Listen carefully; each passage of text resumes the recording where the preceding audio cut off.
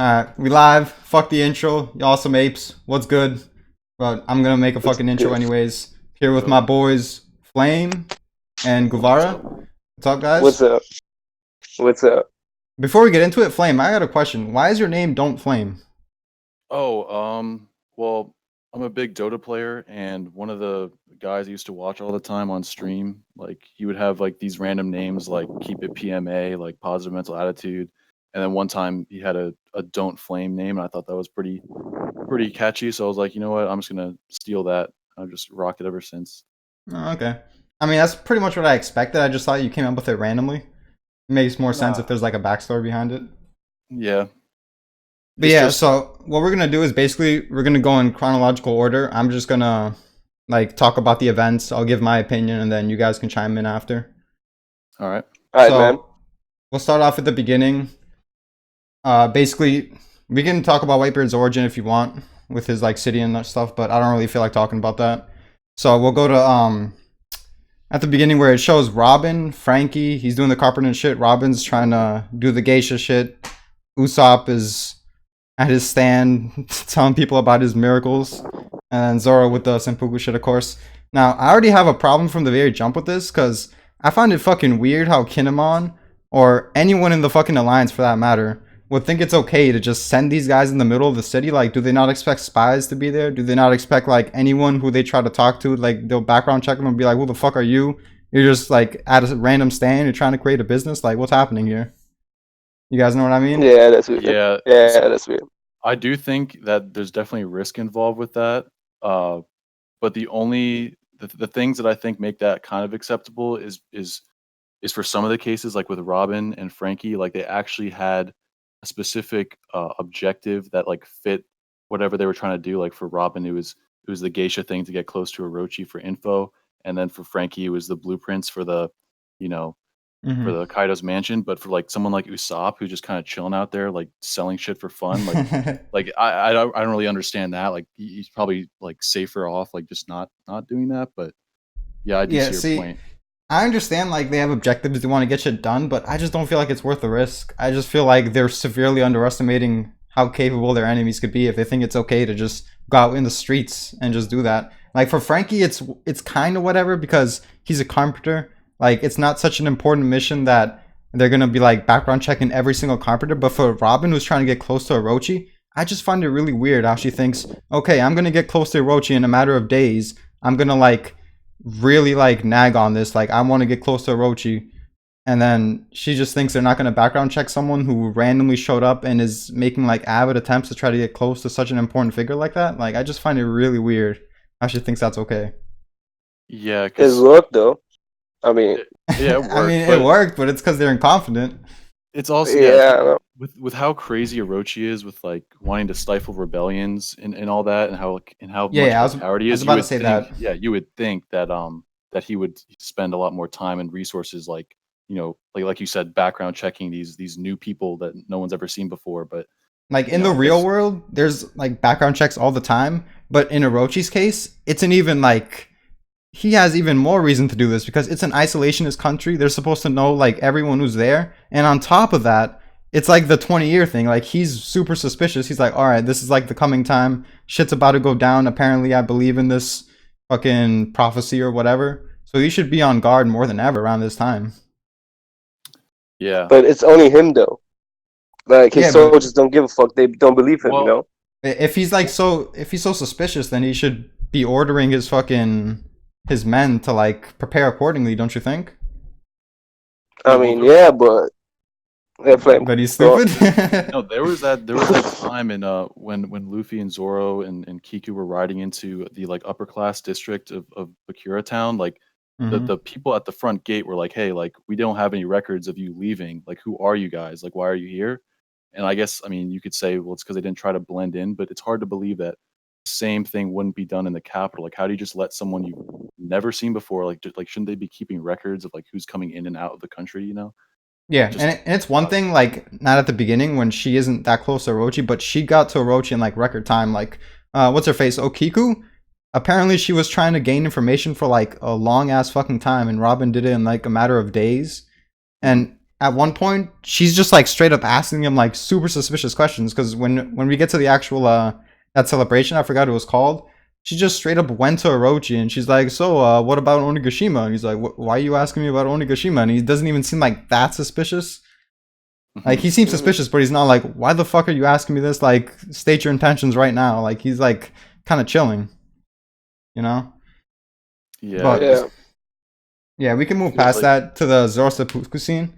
The thing I found really funny about this scene is Zoro. He's such a troll in a way because he's waiting until it's almost like time for him to do it. Like he's just about to cut himself, and then he decides to kill this dude. Like, how much time did he spend just like walking, pretending like he's in on it, and he's about to like do the seppuku, and then he gets to the stand, he's about to stab himself, and then he fucking does all this shit instead of just saying "fuck off" from the jump. Like, is he just trolling him? I don't know, but did you like it in the anime better though, or did you prefer the manga on this? Because I watched the episode and I think they did a better job. Like in this scene, they did a better job. I don't know. I thought But the like, animation was kind of slow for my liking, though that's One Yeah. Piece animation in general. I thought it was that's what good I in the was gonna anime. say. I feel like I like the manga version better though. Yeah. I like the little added parts with like him hocking the blade up and all that, but the actual Of course. slash. Oh, yeah, that felt was a cool, lot that was more- cool. It felt way more slow. Like Jonkin said, it felt slow compared to like it was like instant. Like as soon as he was about to do it, and then boom, like he cuts the building in half. Like you kind of lose that in the anime, but Yeah, that's what I like Um, about the Kaido true. scene as well. yeah. But if Zoro was trolling, I don't know. I kind of feel like sometimes Oda just has like Zoro be like in aloof, like he's just kind of aloof. He's just kind of like taking what the situation gives him, and then right up until the point where like, okay, now they're asking you to kill yourself, and he's like, okay, I'm gonna draw the line here. I'm actually gonna do something about it. But like the whole time leading up to that, like him getting obviously caught, captured, like brought to that place, the whole like proceeding going down. I think he just didn't care. He was just kind of. I feel like he was just like, maybe by some miracle something will stop this, and I don't have to kill these guys. I'll just wait until I absolutely have to do something. Yeah. I thought the little comment he made though about how you could smell the blood, and that part was cool. Yeah, I like really I like like that. yeah. But move on to them being at the ship with the Straw Hats. They were pretty much talking about the reverie, which I think was alright. It devolved into Sanji's stupid gag about Vivi.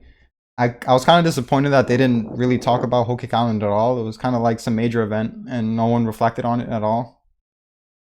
Yeah, that's true. True. I guess you can argue that they've been sailing for a while, so maybe they talked about it like right as they left Whole Cake, and then like after all this time, like they already said what they needed to say. But still feel like that shouldn't have been off screen. But whatever. I feel like Oda always does that. That like you never really get meaningful crew conversations or like moments of reflection. If they're talking about anything, it's always like things that Oda basically Oda's using them as like a tool to like bring the info like to you. Like hey, this is relevant. It's not like they're actually conversing about things that matter. I don't know. You're definitely And right, and it's not the first time it's happened for sure. But I'm still gonna bitch every time because I'm an asshole, I guess. Yeah, it's annoying. I wish there was more of it. I wish Oda would change doing that because And the more like plot centric it is, the less they're gonna interact, which fucking sucks. Which is why a lot of people like pre-time skip. There wasn't as much going on. Another thing to add about that is the reason they got lost, or the reason that they didn't really expect to get fucked over like that, was because Kinemon didn't really tell them anything. Like he didn't tell them about the whirlpool. He didn't really tell them about the fish. I don't think. Like they just got completely caught off guard, and the transponder snail, when they were gonna ask him about it, conveniently cut off or it wasn't working right as that was happening. yeah. Yeah. Which I found. Plot hole, I guess. What'd you say? I don't know. Plot hole, I guess. Oh yeah. Yeah, he just left it at, hey, it's bad weather, and the seas are kind of rough. Good luck. Like, hopefully you can contact me. And the funniest part is what that led to. It's because half like all the Straw Hats, they went on that cliff and they were safe, and Luffy was about to join as well, but the fucking random octopus just stops him. Yeah. Like Wait, it's, did Kinemon know about the whirlpool? Like he never entered Wano, so did he even know? I'm not sure right now. Did he I mean, mention it afterwards? you'd think he'd leave Wano from the same Oh, exit, right? I don't know. That's the question. But I'm he not was sure. talking about the bad weather to begin with, so he obviously like knows it's risky to enter Wano. I don't know if he knows like the exact specifics, but if he was gonna like inform him, I think he would. He just didn't I give him an guess. in-depth enough explanation. But what I Mm. was gonna mention is the fucking random octopus that stops Luffy from joining them. Like, I get all of One Piece is like driven by coincidences. That's what pushes the plot forward. But it gets fucking ridiculous at a point because it's like, okay, if this octopus didn't stop Luffy, Luffy wouldn't have gone through all the Akabura Town shit. He wouldn't have fought Kaido. He wouldn't have gotten that training, and you know he needs that training to have any chance against Kaido. So in a way, it's like this random octopus is the savior of Wano. If he didn't randomly come and stop Luffy, the alliance would have lost. None of this like Will of D prophecy shit would have happened. So Yeah, it just gets exactly. kind of ridiculous at a point. Same thing with the like. This is skipping ahead a bit, but same thing with Big Mom being like the only one to fall off and go all the way down to the same whirlpool and separate herself from her entire crew just so we can set up, the whole amnesia thing. Blah blah blah blah blah. Like it's just Hmm. like little conveniences like that separate characters he wants to separate. And it Like makes me think like, is Oda even capable of writing a story with a decently sized group of people without them getting separated? Like I don't know if he can actually Mm. like write interactions where a group of people all give meaningful like dialogue, they add to the conversation. I feel like he just has like them like say one off things or it's like two people that are mainly talking. It makes me just question if he can even write plot without like some yeah, contrived way for the characters to get Yeah. separated, and it's fucking annoying, dude. it is. Oh man. Yeah, man.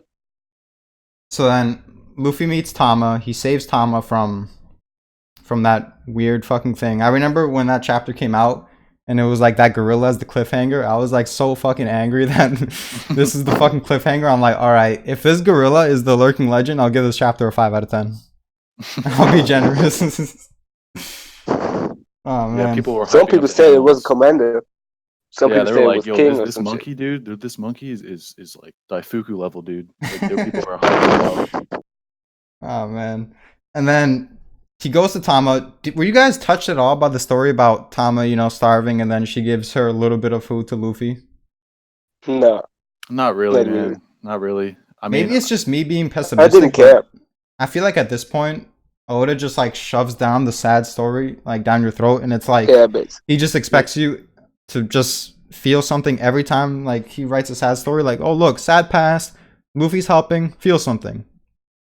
true, Like, yeah, and again true. with like them feeding him, so like he feels like he owes them something, and then that yeah. leads to I don't know.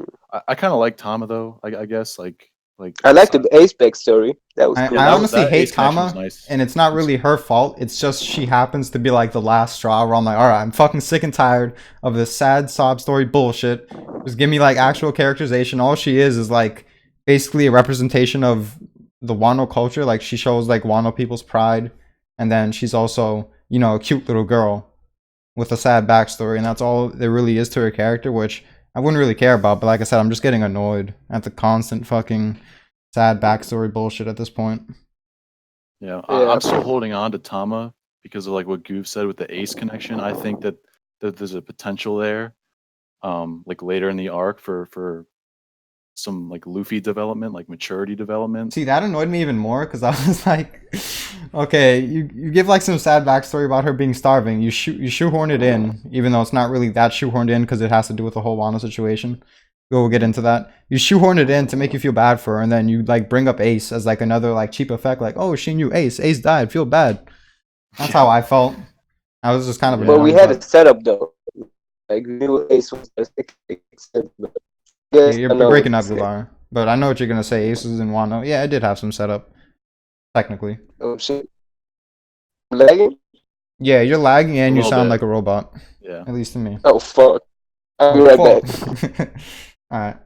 So they're traveling. They meet Zoro. I really like that fucking interaction. Zoro had like the biggest smile on his face. I haven't seen him smile like that in so fucking long. It was just heartwarming, honestly. Yeah, that was amazing. I love that moment. And then it was like the Luffy Sabo hug interaction. The same thing, Yeah. except with Zoro this time. And then they meet Hawkins, and I'm kind of torn on the Hawkins situation because on one hand, Oda has shown so little of the supernovas that just showing Hawkins' abilities is enough for me to like enjoy it. But at the same time, he just randomly has the dog interrupt the battle right when it was about to get good.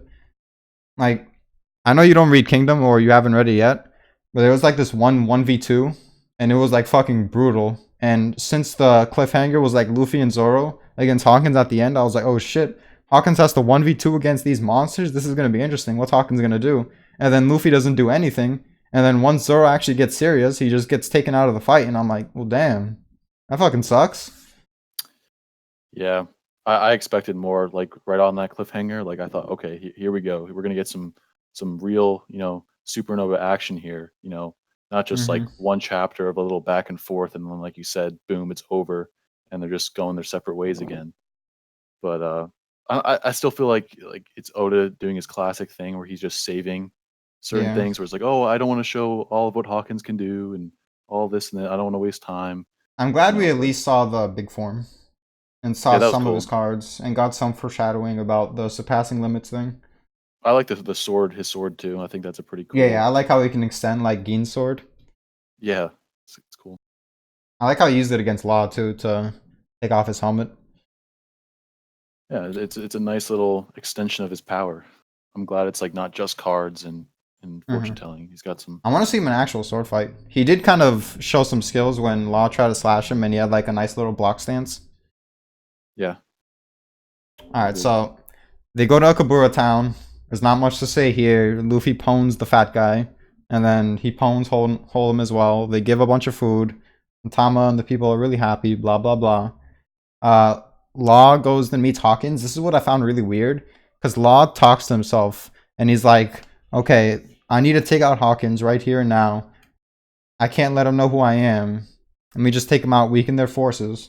And then after Hawkins finds out who Law is, Law's like, well, I'm a doctor. I was just bluffing. I wasn't really trying to take you out, my G. I was like, well, Law, if you weren't really trying to take him out, why'd you even show yourself, my G? Like, you Yeah, just gave up your identity. Yeah. What the it's fuck? kind of dumb. It makes me think like He Law was also, just bluffing. yeah, also used to, like, Your connection's still fucked, Guevara. fuck that. Try leaving and coming back. Yeah, though about Law, you're right because he's such a stickler for he gets on other people all the time about not making the worst out of situations, but that whole Hawkins interaction where he's like, oh, let me just quickly take him out. And then as soon as that didn't work, he just tries to play it cool and says, oh, like, oh, I'm not trying to do anything too crazy here. I'm just trying to play your bluff. I don't know. It just It felt kind just of makes him weird. seem like a punk, dude. Yeah, it does. It really does. And Oda kept, I mean, Law and Hawkins, like they kept they would keep meeting each other over and over again, and nothing really even came of that. Like nothing. Like we're gonna get to that later, probably, but Well, I would just say what came out of it is a reason for Oda to reveal X Drake's affiliations with Sword. oh, that is true. That's a good point. But I didn't like how it was handled, but I like that we got that reveal, I guess. So there's that. Yeah. One thing I didn't like about the Okabura Town incident is how Luffy just left her with Speed, I think her name was. Hmm. Yeah, he just left Tama with Speed, and then he gets mad when Tama gets captured. Like, you left her with some random fodder. What's wrong with you? Yeah, it was poor planning on him. Poor And it planning. also He reminds didn't. me of the Capital moment after they saved Toko and Nami and Robin. Instead of like keeping watch on Toko, they just go to the bathhouse, I guess. Oh, that was bad. That was really That bad. was really bad, dude. Like, especially like before and after that point, you see how Robin treats Toko. Like, oh, she's like cradling her and she cares so much, but it's like, dude, you just left her in the capital. She's like wanted by the Shogun. Like, she's like an extremely wanted individual, and you just left her, by Hmm. herself, and you just went to the bathhouse to have some fun. It's like, what are you doing? Thank God It was dumb. Hiyori randomly found her, I guess. Yeah, lucky. All right, so then we get the whole. I'm pretty sure right after this is the whole Jack against Shutenmaru thing. I skipped over the Kyoshiro part, but I'll talk about him later. Like, talk about all those moments. I really like this moment. Again, this is another example of the anime just slowing things down unnecessarily. I really liked how Shuten just speed blitzed the shit out of him. I find it weird how Jack was kind of ready for the speed blitz, but he still got his sword and his torso cut, but yet right after he was able to go toe to toe with him. I found that kind of weird, but I didn't really think too much of it. I like Kaido's design, not too much, but I kind of fuck with the dragon. I feel like the dragon design could be better, but I don't know. Like, how do I say this? I feel like he's too slender. I feel like it just doesn't fit Kaido. Like, you can make the dragon more bulkier. Oh, well, yeah, I see most people had a problem at first with the color, not so much like the design part of them, but thinking back, I mean, when you say bigger, do you mean like thicker, like a thicker dragon? Yeah, he just seems really slender. Like, he's like a skinny fighter. Yeah. It just doesn't fit Kaido, in my opinion. And Like then, also, how big is he when he's in that dragon form? Is he like actually the size of a town, or I like don't know, man. Like, honestly, you could argue he's like 10 times bigger than his normal form. yeah? Because when he drops out of the sky, like he looks absolutely like massive. But then there's certain shots of him like running around in the capital, and he doesn't look too much, Hmm. bigger than some of the buildings. But like I don't know. The bigger But he other, is, I feel like the more detriment it has on his fighting ability because he's so slender that it's just easy to toss him around. And we saw with Gear 3, like, it was sending him flying, while Gear 4 didn't send normal Kaido nearly as far. mhm. So it's just kind of weird because I feel like his dragon form, other than the scales, kind of sucks ass. If I was Kaido, I'd rather use the human form any day. Yeah, I agree with you there. It's just too big of a target. It's not fast enough. The only Uh-huh. perk is the flame breath, but it's like, I'd take Kaido's club over a flame breath any day. Like Yeah, he's even he's the flame breath, outmaneuvered I me. don't even know if it's that good. I feel like the scales are the biggest benefit to it for sure. Do you think that the scale aspect of his defense is only in that dragon form and not in his human form? Do you think it carries over? I mean, I don't think he has because he doesn't have scales on his Like he human doesn't have, form. yeah, he doesn't have like actual scales, but I'm just like, because when Luffy made that comment, like, oh well, with this maybe I can get past his scales. Like, was he Yeah, I gauging was his about to scale mention strength that. with? Was he It's gauging fucking the weird strength because he from can't even do any damage to the regular Kaido. So like why you just yeah focus on yeah the scales? so I don't know if he's basing that off of his gear 4 pummeling or like the gear 3 pummeling, where like I don't know, I guess he like, just scaled it himself. and like how would you even know it was the scales? Like how does he know that specific, like, oh, it must be his dragon scales, it's not just, maybe he Mm. felt it, I don't know, it's just kind of unclear. Yeah, I feel like we'll get more on it later. I don't really care at the moment, and I'm Yeah, fucking pessimistic as fuck, so that should say something. But My bad. My voice good now? you're good, but you're quiet as fuck. Let me turn you up. All right, say Alright, something. man. Hello, what's up? All right, It's you're good? still like ridiculously quiet. Are you like far away from your phone or something? No, man, I'm just right there. Well, damn. I I don't don't know. You know. were like a When lot when louder earlier. at least it's not lagging though. I I have you at guess. 200%, and I can hear you decently. we good I now? can like barely hear him, but I Louder? can make out what he's saying. Wait, I'm louder now or I'm still quiet? You're still pretty fucking quiet. Fuck, man. I Fuck. don't know. Yeah, we'll just keep moving. So, Luffy gets captured. We have the funny faces. Zoro's with Yasu. Yasu's sucking his dick. He's like, "You're amazing. I'm just gonna fucking go everywhere with you. I need to be around you. You're fucking awesome." And I get it, Yasu. It's Zoro, but like, chill, my nigga. Like, Yeah, just calm it down a little bit. yeah. Oh man. And then, what happened exactly after that? um After the whole Ibisu Town stuff, I think it was well, we kind of skipped over the raid suit and the capital thing, um, like the Komurasaki procession, the Oh, that was her before he back. got sent to Udon, right? Oh wait, yeah, Was it? was it? Oh yeah, it was. I think it was. It had to be because that was in the capital, and then right? I don't think so, but we could talk about Wait, it. Fuck it, we'll go out of order.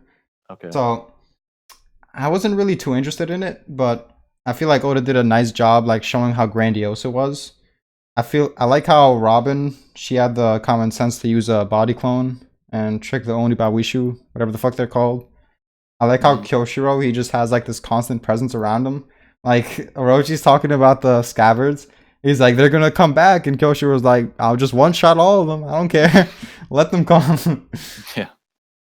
Man, that was Uh, fucking badass. And His also, his go ahead. attitude is great. His attitude is great. Kyoshiro's, I think he's like one of the highlights for For Wano for sure. me. I like how he's just constantly not giving a fuck.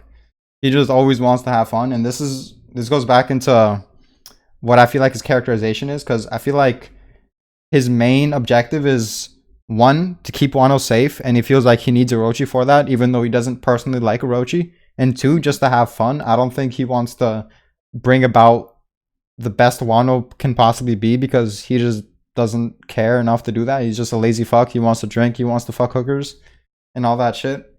So I feel like he's just fine with keeping the status quo. And he's like sort of a good guy, he sort of isn't at the same Yeah. time. Do you? I forgot if I've asked you this before, but do you have any? Do you think Kyosho in any way could be Denjiro? Or are you thinking No, he's I his do own, not. guy? I was actually in an argument with this dude who was insisting it was Denjiro, and he's like, it doesn't matter if he looks completely different.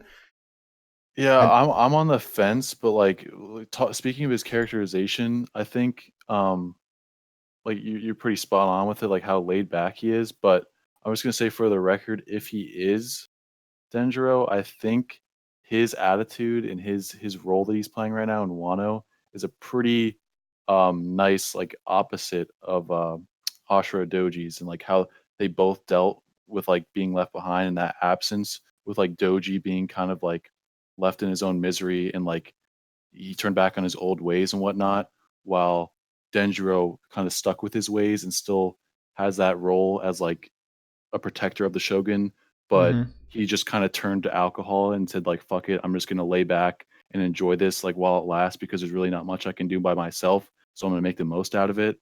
And so he just kind of enjoys his time that way. But I think if the time like wouldn't he, like if something were to happen and the opportunity presents itself for him to aid the alliance in some way, I think he would. I think like he would choose that over Orochi, because I don't think he like he keeps his role to Orochi, but I don't. Obviously, he doesn't respect him in any way. He just thinks he's like a total joke. But There's you definitely a know, good argument to make for him switching sides. I still don't believe it as of yet. But it's interesting the parallel you made, because back then, Ashura was kind of the laid back one, and Denjiro seemed like the uptight one in a sense. yeah, Maybe I'm just getting a false impression on him, because he seemed like he didn't seem that uptight when we first saw him. But then when he grew older and they became the samurais, he just gave me the impression of being like the overly serious one. yeah, he was like by the book, but at the same time, he was also like in his first showing, he was like swindling that stand in the capital, like you know, Mm-hmm. being like a con man or whatever. But yeah, I don't know. I By the feel way, like that fucking swindle of his was so fucking stupid. I can't believe that shit worked. yeah, that was dumb as hell. Yeah, Oh man. All right, so we'll get to Orochi. Him having the whole moment with Kuro Murasaki. She's like, I'm not gonna bow down to authority if I feel like I'm right. I'm the Shogun's daughter. And then Kyoshiro cuts her. What do you feel about that cut? How do you feel he managed to make it seem like he killed her without actually killing her? Because I haven't actually come to a conclusion on that yet. that's tricky.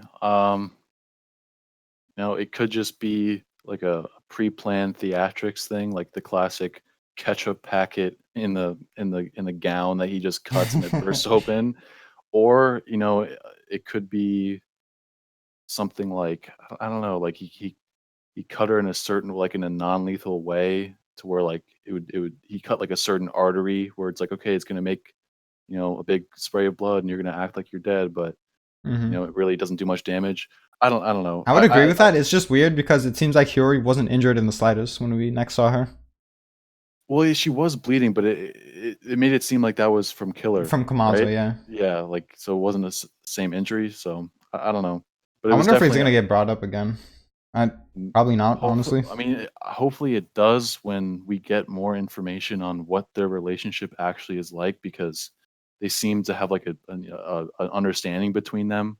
Like when they had that little bit of dialogue before it happened, like they were kind of like talking about something like this before. hmm But who knows? Maybe we'll see what Kyoshiro's role will be in the future, and then depending on that, maybe we'll revisit it. I don't know. Yeah. Before we leave Kyoshiro, I also liked his comments about how whoever is in like his yakuza, like regardless of how low ranking they are, they're still family to him, like they did the Sake Cup thing. I also like his little comments about how you need like a pure person to make a person like her bloom. Like you can't just treat hookers like they're dogs or some shit. I feel like that was pretty cool dialogue. Yeah. Kyosho just has a lot of potential to be really interesting, man. I'm excited for him. Yeah, he's not like he's not. He's got definitely more layers to him than all these other Wano characters. That's what I think draws me to him the most. Mm-hmm. For sure. So, do you want to get to the killer stuff? I kind of wanted to talk about Guevara with this, but I don't even know if I can have a conversation with how low he is. Oh, I've seen Goof's take on this. It's pretty.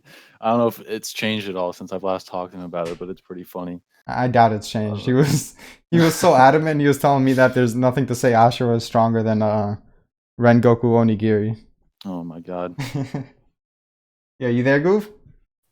I'm there, but I don't know if I'm quiet still. You're a little bit better. I feel like I can actually have a bit louder conversation now, with you yeah. now. Okay, so what was the debate? I don't know. I missed it. Basically, Zoro versus Killer. Did any of your opinions change on that? No, man. I was speaking facts. Facts, man. All right, I so still stand by it. basically, I'll reiterate my argument. The whole Zoro wasn't trying. Killer commented on it. He's like, "Are you gonna get serious now?" And then Killer stabs him, taking advantage of Gyokumaru's bullshit. And then it shows like a huge, massive gap in strength when Killer can't even pull the scythe out of Zoro's body, just because Zoro's flexing. I guess like either he's flexing or he's using armament now, and we can't see it. But either way, Killer's not strong enough to pull it out. And Zoro just casually pulls it out and then speed blitzes him, showing that everything they did before then was irrelevant to the actual scaling because this is Zoro when he's actually trying. And your argument was he was fucked up in the head. He got tortured, which I don't even remember any dialogue about him being tortured, really. But he was fucked up in the head. He didn't have his weapon, which I feel like is the only really valid nerf you can say on him. But I still feel like there's pros and cons to the double slice. I think like he's really good at using them as well. But I would accept that he's better at using his original weapons.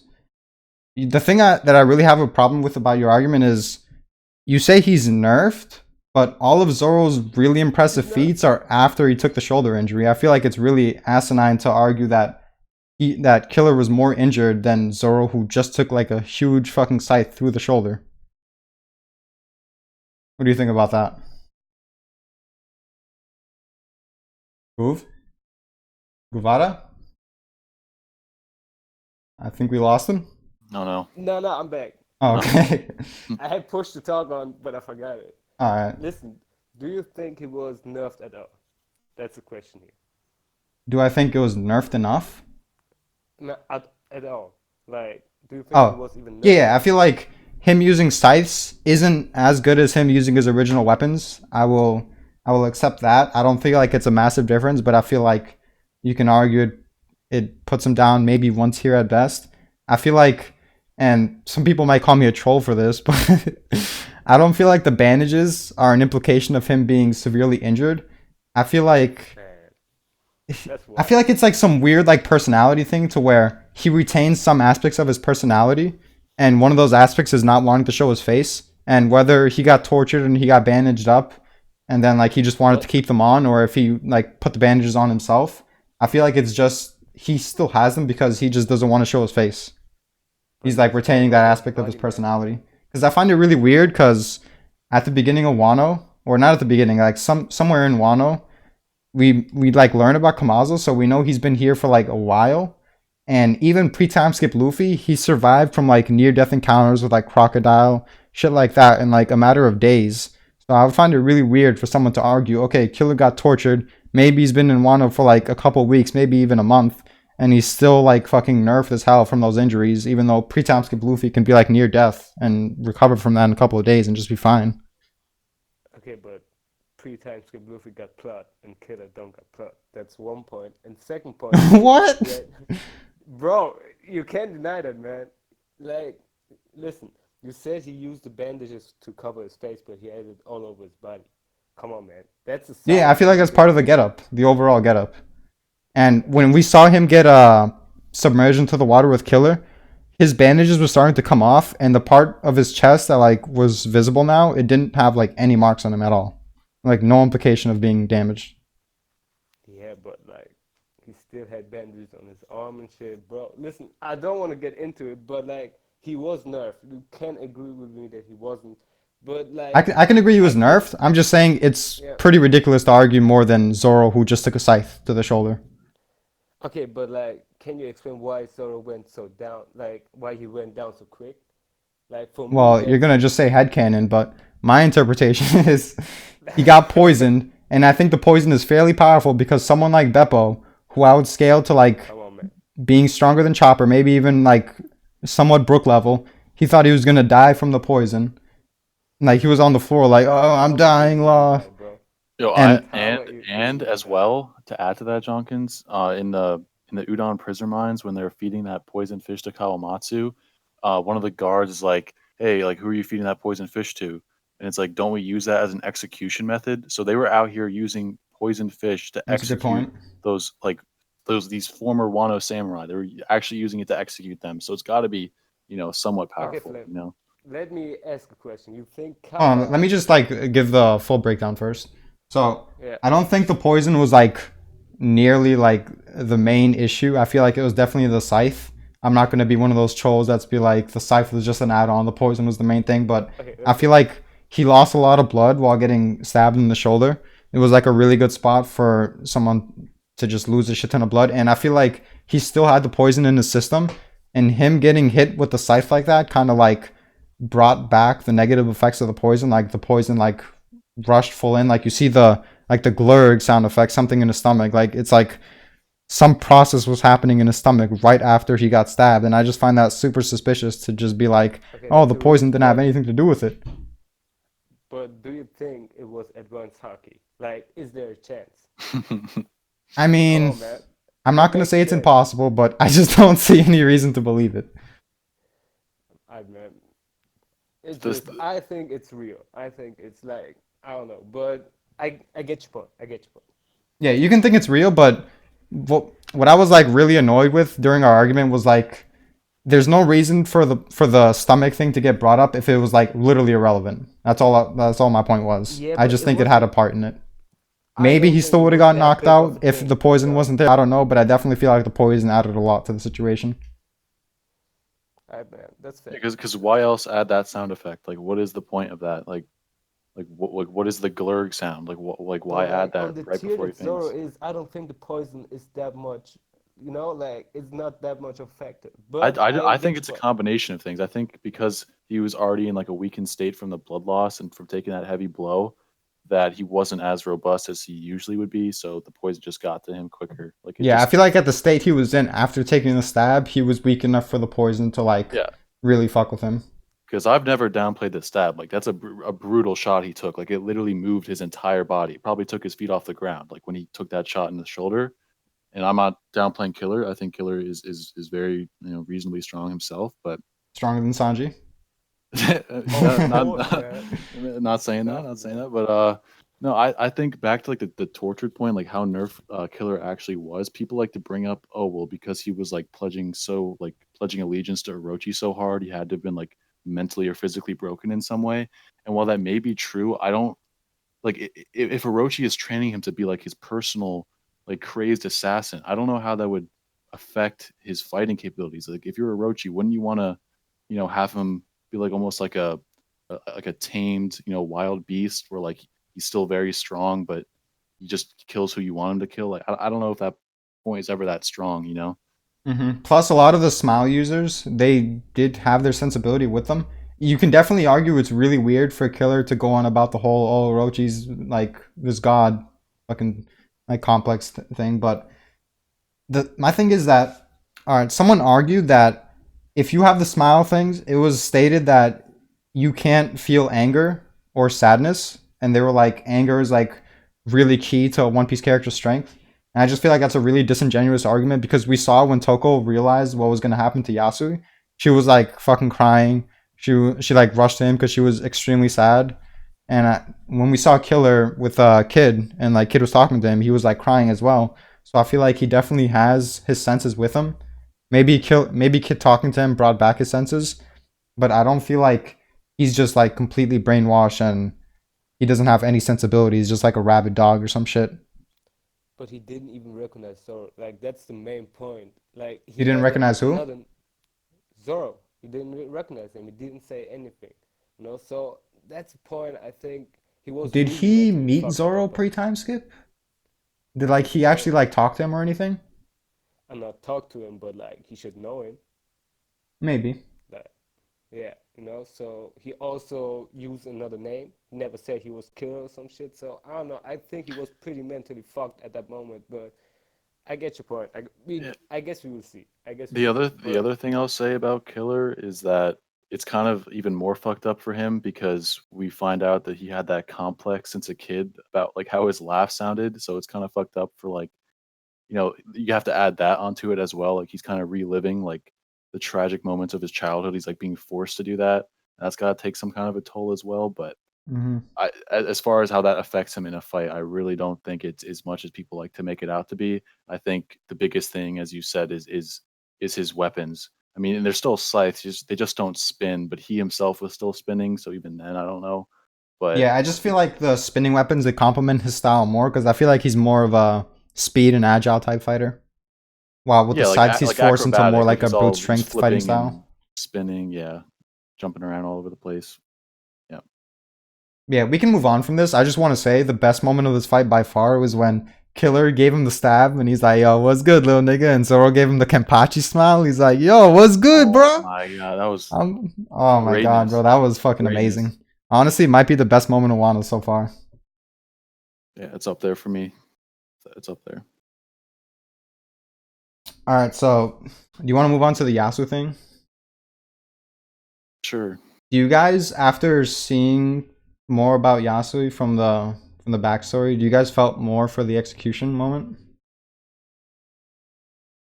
I'm gonna say not really because what we got so far from him in this flashback has really not been too much more than we already got, right after he was executed, that little mini flashback we got. I don't feel Hmm. like much has been added since then. I feel As that. far One thing I want to add is it definitely showed already that he was arrogant in a way, like he was really befitting of someone of that position. But before that, we kind of saw he was arrogant, but not super arrogant towards Odin. Like he kind of respected him in a way, especially enough to give him the money. I feel like he's more complex than I thought he was before. I felt like he was just like arrogant, annoying guy, and then he got humbled. Yeah, he And was kind of like a strict uncle type of figure for yeah, Odin. Like he was kind of keeping him in check when his father wouldn't, because he had more access to him in that way. Like Odin was exiled by his father, and then like Yasu kind of took up that like, responsible authority over him. And you can also see that with like how he set up the scabbards for success as well. Like he was kind of always playing an instrumental role in like Odin and his followers. But the only hmm, thing I think that Oda's Oda deciding to give us these bits about Yasu like after he was killed, I'm kind of questioning that because I remember when that chapter first came out, where when Yasu got killed and he just gave that speech, we still really had no idea of how he was before then until like the chapter after, and that whole timing to me just kind of always felt off because I feel like it would have if you just slipped in that mini flashback before, it would have felt more impactful than it did. yeah. I guess he yeah, just the only wanted the one. Odin flashback to flow better. Yeah, Maybe that's it. I don't know, but maybe it's me liking Odin that really makes me like Yasui more because him being a strict uncle to a character I actually enjoy makes me feel more for him. But Hmm. even so, I didn't really care about that moment too much. One thing that really annoyed me was the whole "it's a prank, bro" thing. I don't feel like anyone should fall for that. I don't feel like you should expect anyone to fall for that. true. Yeah, that was kind of cheap. It was kind of just like, hey, so you forget about all this stuff. Like, don't believe it. And it actually kind of worked, right? Like, didn't it kind of work It with did. Yeah, it regards? worked. But then It the did. traitor made it working relevant, I guess. Yeah. Maybe Yasu will. Maybe there's still more to come with him because he also has that connection with Orochi, kind of like him being the first guy to take him in. Maybe there's more down the line for that. And out of all the daimyo, like he was like one of the only ones that lived, and he's also the only one to have been not only affected directly by Orochi and the whole smile thing in this whole town, but also obviously he got killed by him too. So Mm-hmm. maybe That's there's more another thing there I to that. forgot to mention, that Orochi was like such a scumbag to him after he took him in like that. It kind of made me feel more for Orochi coming in and like Yasui like just not giving a fuck. Him seeing Orochi as this little brat even after he's gotten all this power. I feel like it was really like him being the bigger man in a way, and it made me care more about that than I did before. Yeah, point. Uh, Sanji versus Page One. Did you That was guys good. were you guys disappointed by that at all? Yeah, definitely. Did you guys want to Cause it see was it? good. Yeah, sure. Cause why not? Why just not show it, man? There's no point in it. I still don't know why Oda skipped that shit. I agree. It There's doesn't. like a lot of moments in One Piece where you'll bring up a skip fight, and a One Piece defender will be like, "Well, why did he have to show it?" And it's a really simplistic argument, but why not? Like, it's just fucking Yeah, cool. Just show it. It's like fan but like service in a way, but Aokiji, it's not bad fan yeah, service. but like Aokiji was a kind. It made sense. Like he's saving shit. But like, what you saving here? Like you're saving page one. Like it doesn't make sense to me. It doesn't. It just like you know how much better the next chapter is. Like after this chapter would be if we actually see the fight, and it was like a fight for like a chapter Yeah, long. not only is Page One irrelevant, but he's a fucking Zoan. It's not like he's gonna show Yeah, some like crazy other ability that we're not gonna expect. yeah. I don't know. Shit was trash. One thing that I Yeah. found really weird about that, and this also ties into when Kaido showed up and Jack was like, "Oh no, he's gonna destroy Akabura Town. We need to stop him. We need to save these resources." I find it really weird how Kaido was like so focused on saving as many resources as possible. Like, it's gonna go back into the whole these fodder don't really matter thing. They're just getting them for no reason. All these like small resources are relevant. It's all about the top tiers against the top tiers. And I'm Hmm. gonna tie this into a Sanji versus Page One moment because I find it really weird how Page One is willing to destroy an entire town while Jack was like that cautious about Akabura Town being destroyed and he wants to like save as many resources as possible. I just find it really weird how Page One is just so willing to just eviscerate an entire town like that. No fucks given. And then Sanji on Yeah. top of that, he thinks if he shows up and he beats Page One, what does he want to kill Page One so Page One doesn't just wake up and then do the same shit right after? Or even if he does he not think that they're going to be suspicious that they sent someone and then that person's just magically gone and then they'll just send someone else to do the same thing since apparently they're fine with doing that? True. Do we know what happened after that, or We don't at we all. just skip to? And I was making a joke about Zoro being smarter than Sanji because when Zoro met with Kamazo, he's like, "Fuck, if I kill this guy, then that'll bring problems later." And I'm like, Zoro can realize that even if you make a guy disappear, they'll be suspicious and it'll bring problems later. But apparently Sanji can't realize that? Question mark? Damn, Yeah. damn. I can't wait for the anime to get to that point, just to see the fallout and how they treat it, because it can go a lot of different ways with all the Sanji fans saying, "Oh well, he basically two shot an ancient zone, like oh that's such a feat." But It's yeah, so weird because I'm Page One like disgustingly overpowered him that one time where you just sent him through like yeah he did. I'm 13 just buildings. I'm indifferent to the whole thing. I didn't like I really don't care either way whether he showed it or not because I'm really not too interested in who's Sanji fighting. That whole situation just felt odd to me, like you My said, whole take with on him that destroying the is town. I found it funny because it just shows how little Oda cares about Sanji. He's like, all right, who do I hype up for Sanji? I'll get someone who's so relevant. His name is Page One. It will just show how fucking little Sanji matters when the character doesn't even have an original name. He's just Page fucking One. That's my main takeaway from that, honestly. Yeah, and Drake was just a bystander. He was just there to like, hey, I'm with Page One. Maybe that hypes up Page One because they're like standing with each other. But yeah, And then that's not even the first time Oda committed that sin. Like he did it with the Zoro and Hawkins situation. He did it with Drake and Page One, and then he did it again with Hawkins and Drake when they pull up to the bathhouse, and they're like, "Yo, what's good? We're here. Shit's about to go down, boys." And then just nothing. nope. Yep. Just nothing. Oh man, I don't know. Like, does he really think it's okay to just make a chief cliffhanger like that and then just not follow through at all? Like, does I he don't really know. care that much about making the ending of a chapter hype?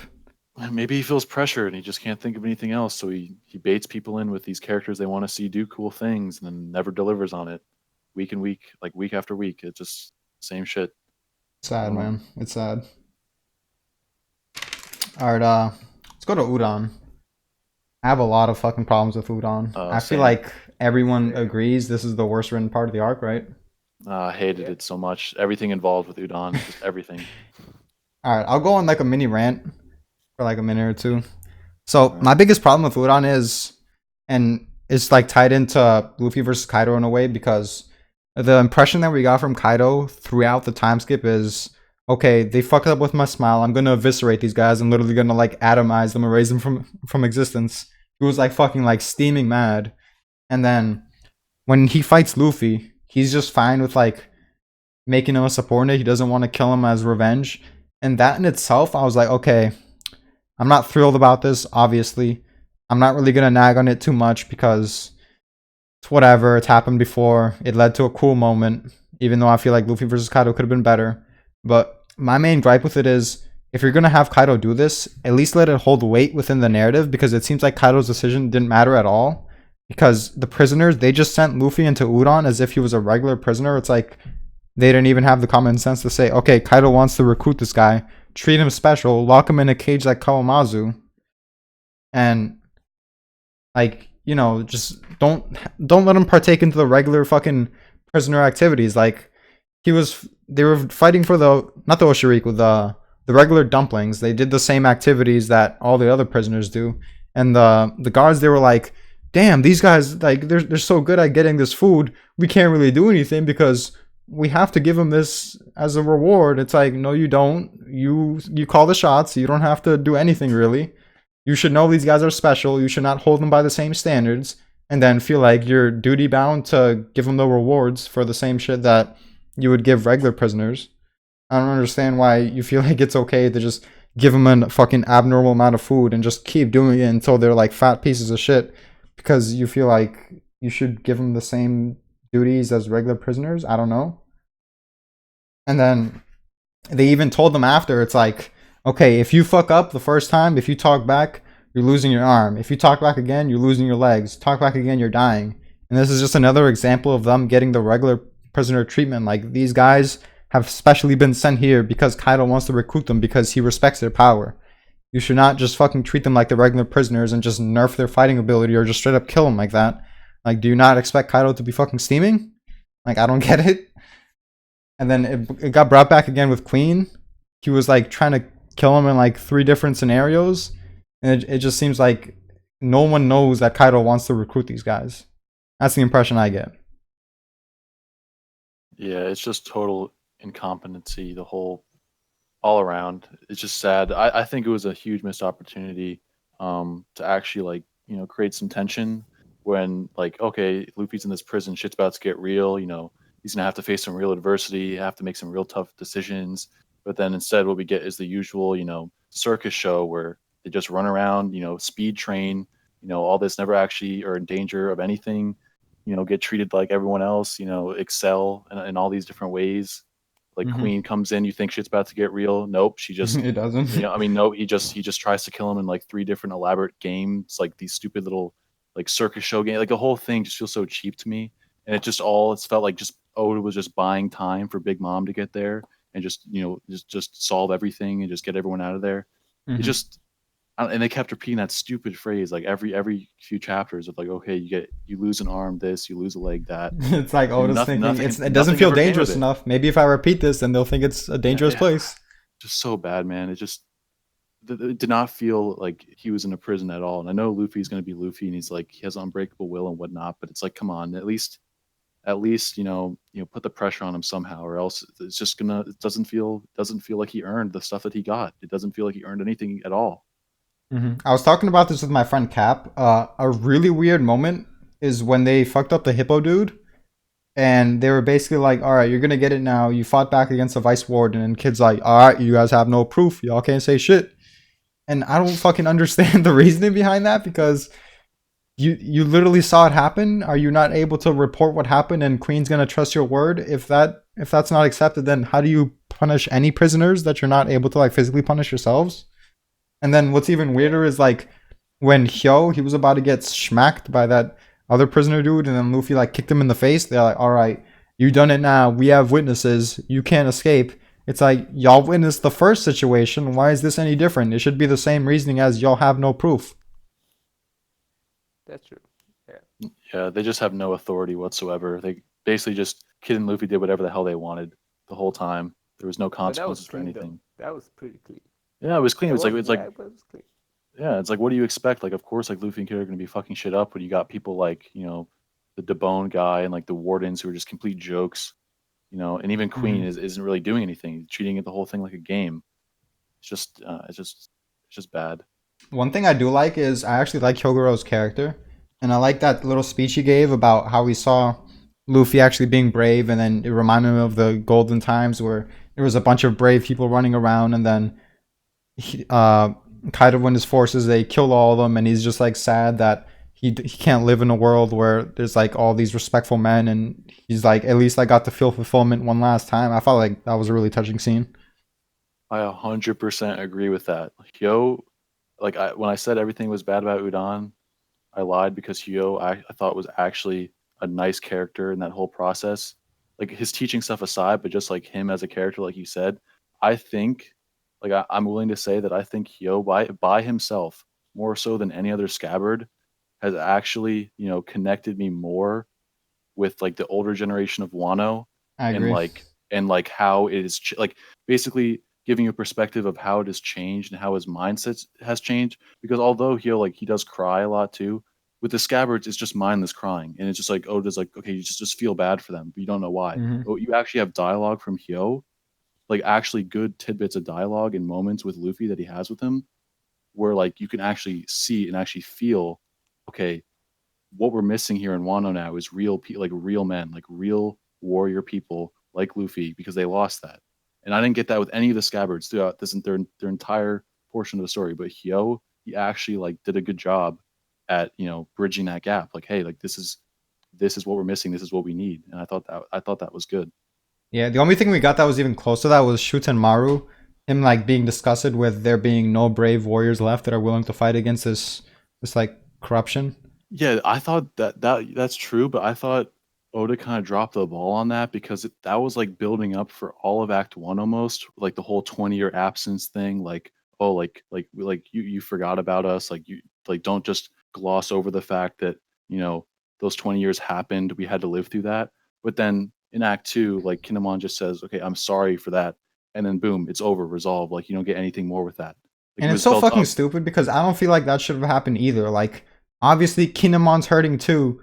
He couldn't do anything about this. He just wants to get the mission done. Like, what's the problem with that? He's just focused on the mission. He couldn't do anything about this. He's trying to do what he can now. Why are you Yeah, being because such a bitch about it? it turns something real, like it turns something like his like Shootmar's real emotions, and it makes it feel cheap because like all Kinemon had to do was say sorry, and then boom, everyone's good. We're on the same page. Here's some boats that I have stored up. Here's all that's like it felt so fast. It's like, hey, can we actually slow down a little bit and like focus on like maybe reflect a little bit on this more? It's like no, we don't. We just need to get things moving for this upcoming war. It just feels cheap. That Hyoguro speech, it made me feel more about the whole like 20-year situation than the whole build up in Act One. And that's funny because it was like a page or two. Yeah, it wasn't much. It doesn't take much. It just takes a little bit of meaningful dialogue from a character, and that's all it takes. For real. And so we kind of glossed over Big Mom. She comes in, and I feel like this is again one of the worst written parts in Wano. She has The flying word. slashes. Smoothie has flying The slashes. Perospero can use candy. Daifuku has flying slashes. They all see King, and either King is just so fast and none of them can react, but then it doesn't make sense because Big Mom could react to Kaido who could speed blitz Luffy, or they just stood there AFK in the brain while King just fucking blitzed their ship. Like, a lot of people say, well, he just attacked the ship. It doesn't matter. Anyone can win against the ship. Well, Big Mom should be able to stop someone from attacking the ship. Why can't she? Just send a flying slash to him. Smoothie, she can send flying slashes as well. Perospero can send his candy walls to try to block his path, even if King like uses his flame breath to break through them. At least it's like distracting him for a bit. Maybe he gets hit by the slash as a result. Just like do something. And then like as you said earlier, she's the only one that managed to fall off for some reason. She's drowning, and for some reason, I don't know, did she hit her head on the rock? Did she run out of oxygen and it made her brain go poof or something? I don't know. She lost her memory. And then for some reason, Chopper thought it was a good idea. Hey, we're with Momo. the son of Odin, and with Tama, a little girl. Let's bring them along to Udon. Like, going to Udon is one thing. It's kind of weird because the Straw Hats, like, they're apparently so confident in Raizo saving Luffy that they're like, it's fine. He'll be fine. It doesn't matter. Which I found really weird. But if you're that confident in Raizo, then why do you feel the need to bring Big Mom there? And then even past that, why are you bringing Momo there? It's like a dangerous fucking area. He's the son of Odin. It just doesn't make sense to me. And then, of course, Big Mom comes in at the perfect time to stop the whole kid and killer execution, to fuck with Queen. He gives Luffy an outing to not fucking die. He learns he doesn't learn his advanced armament, but he uses it like once, and then he like has this whole training session while Queen takes Big Mom away. And I'm gonna go into the alliance now. I find it really weird how Kaido, he was so antagonistic towards Big Mom, but then when they actually meet, he's just like, he's so happy to see her in a way after a day's worth of fighting. Like, he's like partying it up like they're the bestest of friends. Like, I don't know. And then Yeah. after that, the really weird part is like how his plan is for him and Big Mom to take over the world, and then they'll fight after to the death. Because a lot of people have been saying that Kaido's wish to die is just a drunk wish, which I really hope isn't the case. I hope it's like Oh, that would actually be trash. meaningful. That would be But trash. you would think if he wants to die in this grand war, he wants him and Big Mom to lose this war. But instead he wants to win and then beat Big Mom after. To rule the world, I guess? I don't know. Maybe carry on Zebek's will, but it just seems inconsistent as hell. Yeah, I think that the switch up, like, from the whole their phone conversation before Wano started to like where they're at now, like it doesn't make a whole lot of sense to me because they're like giving death threats over the phone and whatnot, like, oh, I'll kill you if you come here, blah blah blah. Then she gets there, right? Chained up. Kaido lets her go. They have like a 10-hour play fight that doesn't even like destroy the island. It's just, some brief clash. We don't even see what happens. It's off screen. And then all of a sudden, after it's off screen, we see, okay, now we're best buds. We're going to team up and take over the world, right? But I would have actually preferred to see some, real negotiations between them, like the conversation they had to get to that point, and like especially regarding like Luffy and like how they plan to deal with him because they both want him dead. Like I don't know, like how did they come to terms with like? Because I thought that was like a big thing of contention between them. Like, Mm-hmm. no, I want to kill Luffy. No, you want to kill Luffy. Like it's like, okay, that's just skipped over now. I don't even know if there Yeah. was any negotiation. I'm assuming there was. I just would have wished to seen it because I need to know how they got to that point. Like, okay, we get the brief little thing. Okay, oh, they were on the same crew with each other as rocks, but it's like I want more than that. Like, okay, I get they have this prior connection, but it just doesn't. It's such a drastic shift that I just need something to fill that. And And something that I feel like people are going to argue is, well, Oda's going to save it. We'll get to it later. But I feel like that's fine if you don't write their previous interactions to be so antagonistic. Like Kaido, he said, I'll kill you if you come to Wano. He had King knock over the ship, and he should think Big Mom's going to die if she's drowning. He's like, oh, good, she died. Thank God. Like, you could have written their interactions to be like antagonistic, but not that antagonistic, to where like it kind of seems like there's a chance that they'll like ally, and then it'll make them allying off screen much more believable. And then you could go back to it later, and I'll be like perfectly fine with that. You know what I mean? yeah, Yeah. And then another thing is that Big Mom, the only reason she came here is to kill Luffy. And then now that they're allied, Kaido should be like, okay, I'm fine with you killing Luffy because I got you as manpower. I don't really need that guy anymore. And Big Mom doesn't go to Udon at all. They don't send someone to bring Luffy to her. Like, we know she's incredibly petty because of one person that fucked up on Fishman Island, or like a group of people with the candy. She was like, all right, I'm gonna just kill everyone here because I'm just a petty piece of shit. But apparently Luffy, like, fucking with all her plans at her place, it doesn't matter to her anymore. She doesn't want to like get back at him out of pettiness, even though she's a petty bitch.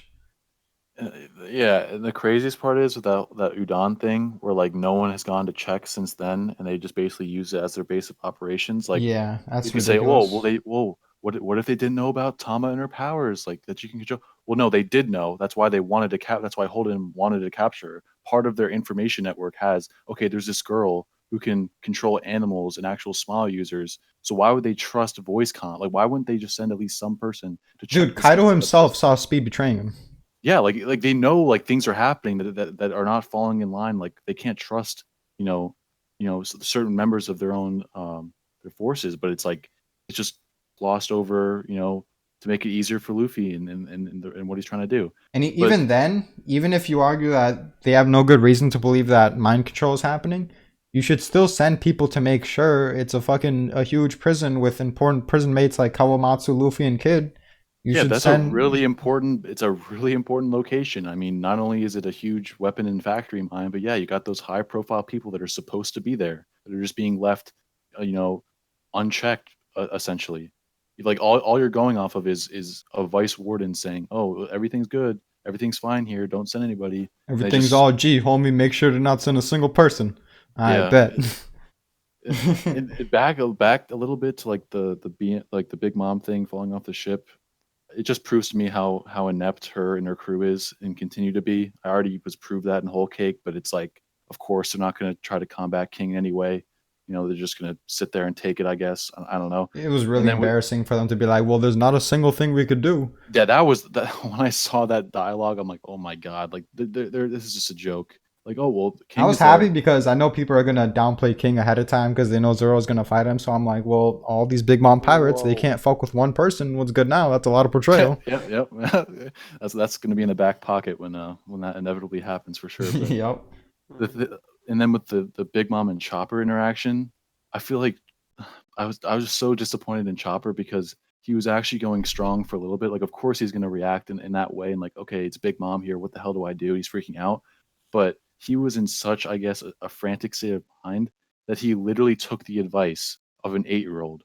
Like when I went back and reread that, like I didn't at first I thought it was Chopper's idea from the start to bring her to Udon, but it was actually Tama that brought up the idea Really? and then Chopper took that idea and said, "Okay, well then let's do that and let's all go then." Chopper was originally because before then Chopper was like, "Yeah, Luffy's totally fine. His will can't be broken. His healing rate is really fast. Everything's good. We got Raizo taking care of it."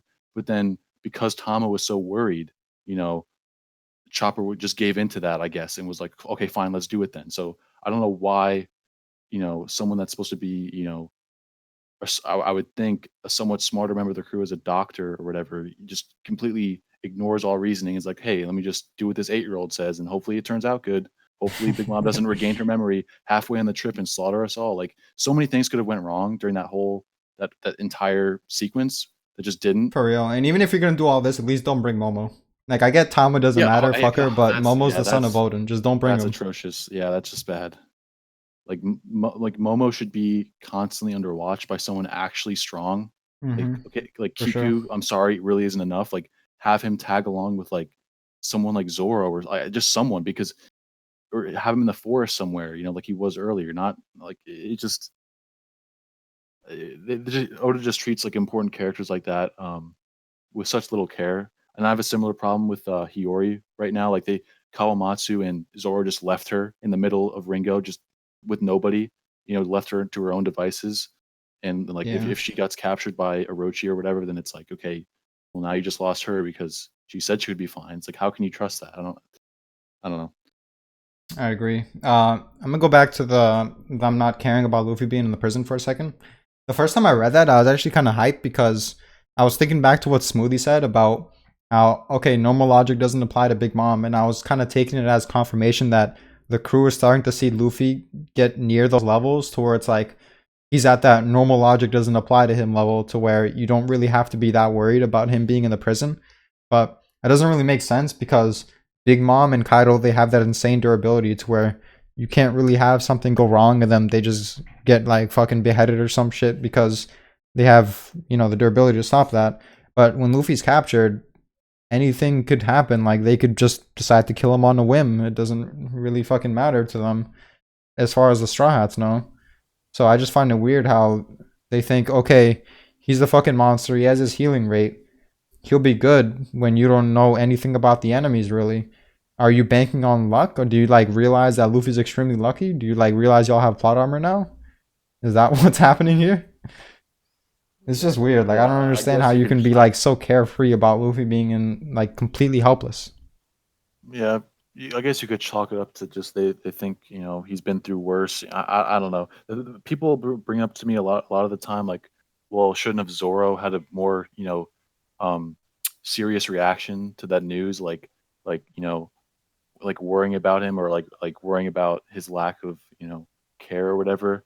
I'm not sure how I feel about that really, I feel because like it's it's pretty one of much like the major flaws with Zoro's character, and I don't know if this happened before Dressrosa, but I feel like the first instance of it is in Dressrosa, when Zoro he's at the Tontaro place and he's just like watching the fight at the Coliseum, forgetting about any of his duties, and then he's like, "Oh shit, I forgot. I'm supposed to be doing something right now." And it's just like Oda kind of gives Zoro that like airhead mentality at times, where like he's just so aloof that he just forgets everything and is like yeah, in the moment. exactly.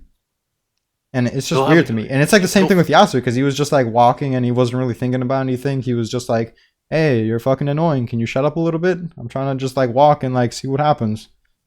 I think you're right, exactly right, because he flip flops, Zoro flip flops all the time from like having a really level, clear head and making conscious, smart decisions to also being aloof and not really aware of like what's going on really. And I largely blame his gag. I largely Yeah, I blame think it's a the whole gag getting thing, but it's lost still gag. fucking annoying. But yeah, it's just an unfortunate result of that gag sometimes, because to even get Zoro in some of these situations and move him around, Oda just says, okay, well, he got lost or he lost a sword or, whatever. And it just kind of Hmm. gives you the impression that Zoro's being careless when like at times like you've seen him not be careless, but then other times like, why is he acting this way? It's just it's conflicting, but The silver lining what is can you you do? can't really hold it against his character because it's a gag.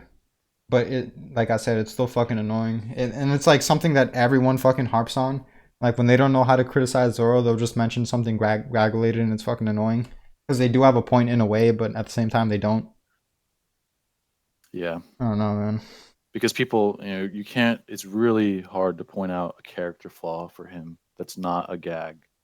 Like the ones you can point to are are tied to his gag, like I said. Hmm. It's just They'll just be unfortunate, like, but he's stupid. Well, he's stupid because he doesn't know directions. Haha. yeah. So, what do we have left? Do we have basically the Odin flashback? Yeah, Um, pretty much. I think yeah. Well, I mean, there's that bit right before the flashback where like, oh shit, everything's going wrong. Orochi found out the plans, you know, and then we're Burning just kind of left bridges? on that. Yeah, burning I know bridges, how to left on counter the that. alliance. I'll just burn these bridges. Yep. I mean, we still got the bounties and shit for Roger and Oh shit. yeah, we haven't talked about the. Are we gonna talk The about in the between moments. in Yeah, we between? can touch Yeah. on Yeah. those. I kind of want to get through all the Wano stuff, and then we can just like Okay. name like moments here that we found cool. I, So, did you guys like the Odin flashback? it's I, it's I got my problems with it, but it's not bad. It's I okay. agree. I feel like it was very rushed, but I have a bias towards Odin's characteristics. I really like his character, even though the execution of his characters hasn't been that great. So I feel like I like it more than I should. But at the same time, it did give a lot of lore on More lore. fucking Roger Whitebeard. So I feel like it should get some slack for that. It did have some cool moments overall. It did have some weird moments like with the fucking boar. Why'd we spend so much time on the boar and then just skip But past man, everything else? Like the fucking the scabbards who were supposed to be like the perfect representation for the feelings of like sadness that we get from going 20 years without basically their Luffy and having to fucking get revenge and all that shit. They're the perfect people to represent those feelings. And we didn't even get any of their development to see how close they got to Odin to make it feel impactful that they lost him like that. true. And then even past that, Nah, I just find my it. main, You go ahead. yeah, go on, go ahead. Now my You can go main ahead. problem I'm was, gonna like go on a my little monologue after. my main problem was with the last chapter, how easy they made it seem like Roger's journey. We didn't see any battle, we didn't see any war. Like it was basically a cakewalk. Like all they did was singing and going from island to island. Nobody talked That's about true. that shit. Yeah. Like I got a huge problem with that. So yeah, I don't know, man. Like this and my other problem was how easy Odin switched teams. Like it wasn't emotional. It was nothing like he just said, "Yeah, Roger was the bigger man" or some shit. And To then be fair, I feel like it could have been executed better, but it makes sense given his character because he has grander ambitions to see the world than what Whitebeard wanted. So it's not supposed to be like emotional way where it's like, okay, I choose this guy over you, Whitebeard. He's just like, I choose this journey over yours, but I will be back to like chill with you anyways. Or I don't know if he was gonna go back to Wano right after the Roger thing, or if he's gonna go back with Whitebeard for a bit, then go to Wano. But either way, I feel like it's excused because it just makes sense for Odin's character.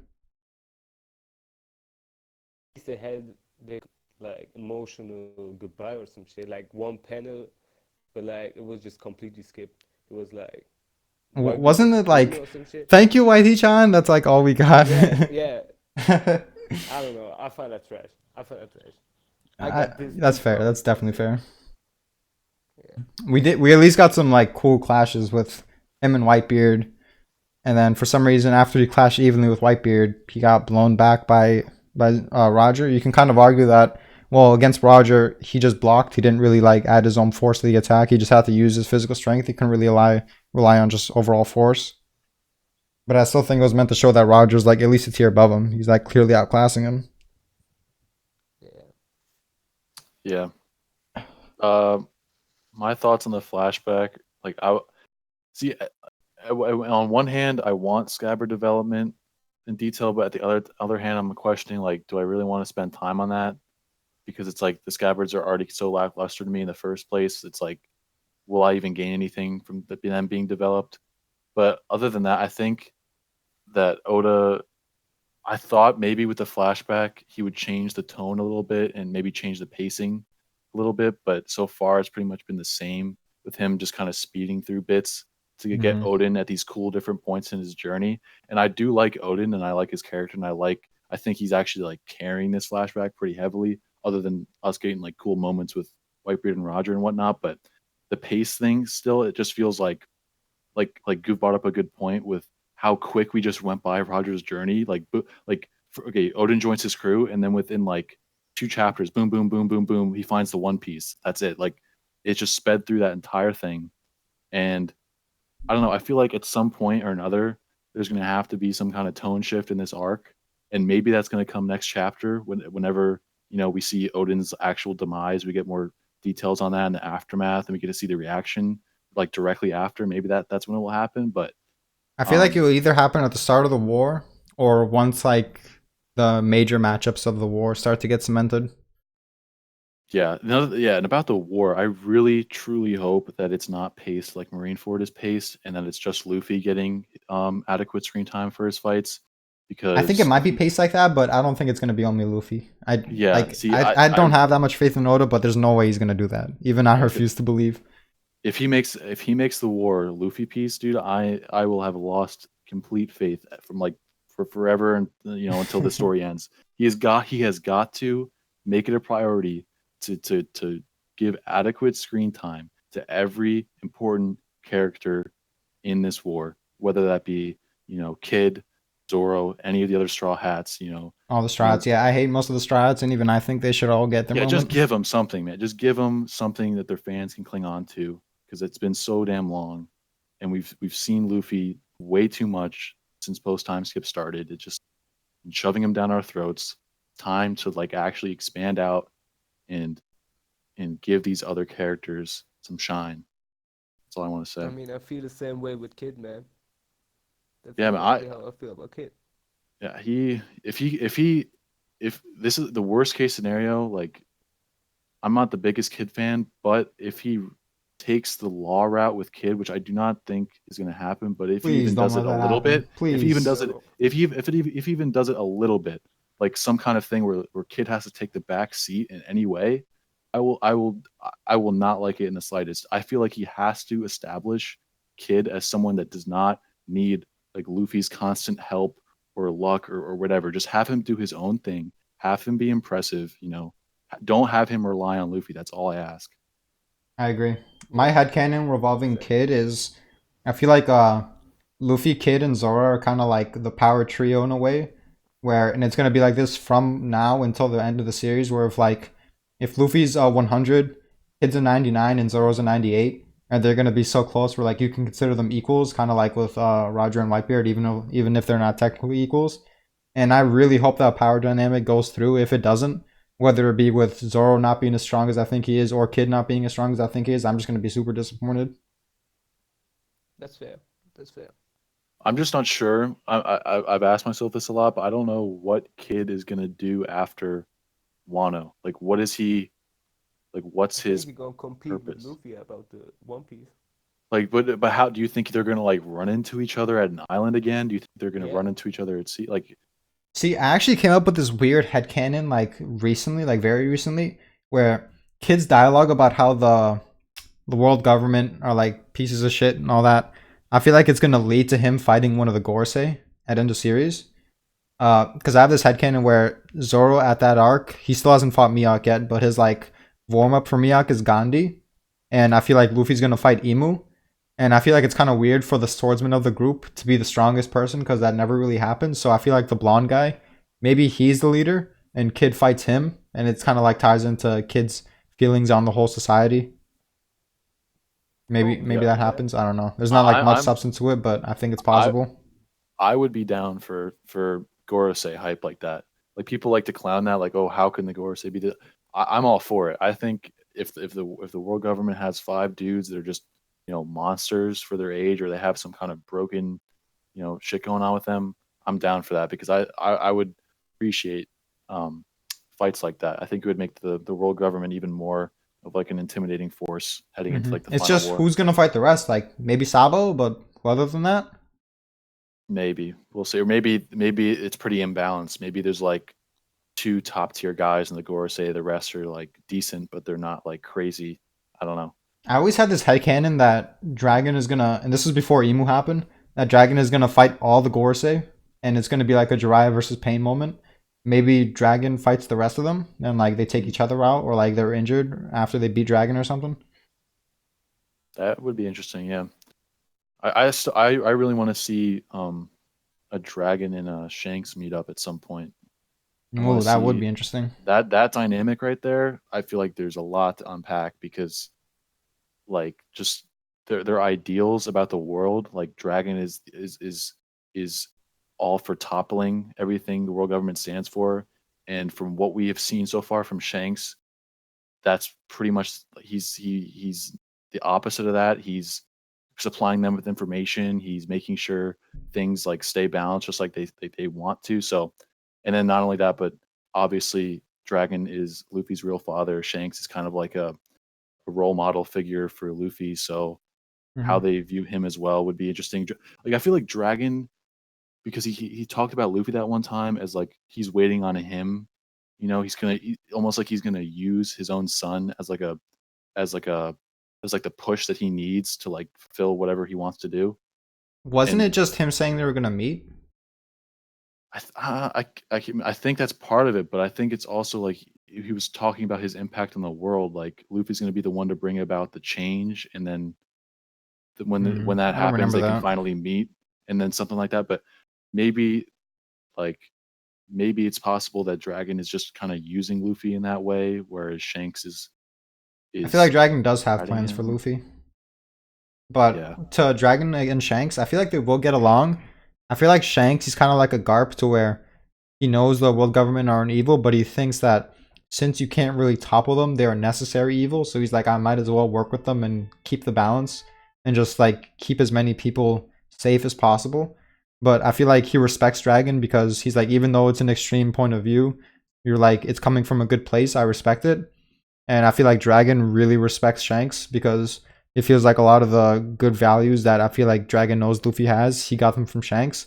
And he's kind of like, I really appreciate you being there to do what I couldn't do because I wasn't there for him. And I feel like Dragon, like, if they meet, he might like be like, thank you, Shanks. I really appreciate it.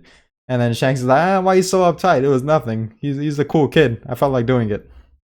yeah. That Yeah. would be really good.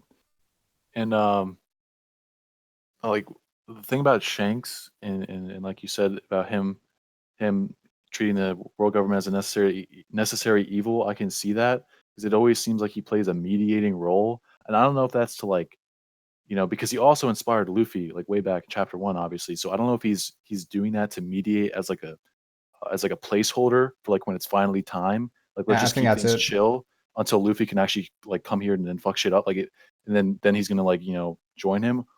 Like maybe that's what's going on. Because But when he met Rayleigh, the first thing he said was that Luffy said the same thing as Roger. So I feel like he thinks Luffy's like the next Roger, and if anyone has a chance at bringing peace to the new era, it's gonna be him. And I feel like that might be why he didn't go after Blackbeard, because he's like, I just have to leave it to fate. But I can kind of see that, but it's yeah, really that fucking risky, because if you yeah, can just take him out, then just take him out and like play yeah, safe. exactly. You saying that's one of my biggest gripes with Shanks, and like he warns people all the time about these threats, but it's like Never does he anything. never does any like I get that like maybe you don't think you have what it takes, but it's like come on, like Shanks, if you like even back in this flashback, like he's always been had this weird unnerving relationship with Blackbeard. It's like it's like he's always on edge around him. Like at first he's freaked out about him not sleeping. He's like asking Buggy about him, and then it's some time after the crew disbands, he gets that scar from him in a scuffle, and then after that he's warning Whitebeard, and after that he's I'm assuming he was warning them. Who knows what he was warning the Gorosei about? It could be Blackbeard. That's an option, but he's never actually taken direct action in any like he never took direct action. Well, I guess he kind of did in the Paramount War. He kind of stopped it from going further, if you want to argue that. But then right after that, when Marco waged war on him and the Whitebeard pirates, Shanks did not help whatsoever. And then I've seen some people say, well, Shanks probably uh, again saw Blackbeard as a necessary evil to fill that void. He saw him as the best power to fill that void, so the Yonko system can maintain, I guess. But it just kind of I don't even bothers me think that the he's Yonko system needs to maintain. Like, the only thing I can kind of rationalize is he thinks if there's any chance of bringing peace and like taking over the world government, all that shit, it's gonna be Luffy. And maybe he thinks that Blackbeard is like the huge antagonist Luffy needs to get strong enough to be able to take down the world government. That's the only thing I can like maybe rationalize. But it's just like it sounds so far fetched and so risky. It's like, why would you bank on that? yeah, it does sound risky. I But think it's going to like depend a relying on lot. fate is like one of the main themes of the series, anyways. Yeah, that's true. I think when Luffy and Shanks meet, how that goes could answer a lot of questions about Shanks' actions up until that point. Like if like let's say theoretically after Wano, that's when like soon after that, that's when he meets Shanks, assuming Shanks is alive and whatnot. If Shanks uses that opportunity to like I don't know somehow in some way train or prepare Luffy for like the next step in going against Blackbeard, That would be then cool. yeah, because then that would put a lot of things in place where it's like, okay, so Luffy was like he's playing the long haul. He was playing the long haul with Luffy the whole time. He recognized his potential from the very beginning of the story, and he this whole time was just about keeping the balance and making sure everything was in place for him to get to that point. And then once he gets to that point, then Shanks is going to actually then take direct action, whether that's helping him, training him in some way to give him that final, Something like a spar. push. What I want to see if that happens is like Shanks is kind of soft hearted and Luffy just fucking socks him in the face like, oh, you better not hold back on me. What the fuck you think you're doing? And then like Shanks smiles, he's like, all right, got you. Yeah, to see them fight on par with like it would be awesome.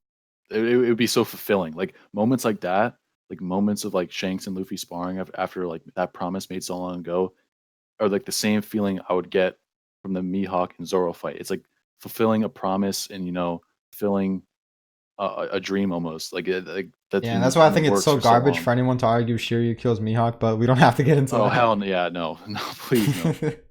I hate Speaking of Mihawk, Mihawk. do you guys think anyone worthwhile got sent to him? Maybe Green Bull? I'm gonna go out on a limb and say not yet. I don't think anyone's there Me yet. too. I feel like it's just gonna be fodder, and he's just gonna no diff him, and he's just gonna be like, "Well, that was Yeah, disappointing."